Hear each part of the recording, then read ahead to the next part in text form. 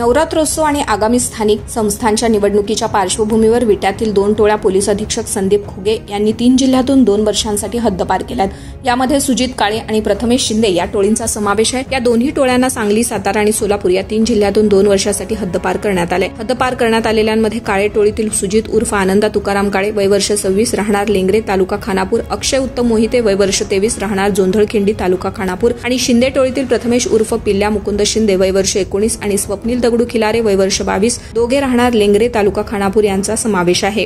काळे टोळीतील टोळी प्रमुख सुजित काळे व त्यांचा साक्षीदार अक्षय मोहिते या दोघांविरुद्ध सन 16 आणि 24 मध्ये अनेक गंभीर स्वरूपाचे गुन्हे दाखल आहेत। यामध्ये दरोडा, घरफोडी, गंभीर स्वरूपाची मारामारी, पिस्तूल बाळगणे, अॅट्रॉसिटी आणि शरीराविरुद्ध गंभीर स्वरूपाचे गुन्हे दाखल आहेत। शिंदे टोळीतील टोळी प्रमुख प्रथमेश शिंदे आणि त्यांचा साथीदार स्वप्नील खिलारे या दोघांविरुद्ध सन 23-24 मध्ये दुखापत करणे, बेकायदेशीर जमाव करून मारामारी करणे, घातक शस्त्र बाळगणे, अॅट्रॉसिटी इत्यादी स्वरूपाचे गुन्हे दाखल करतात।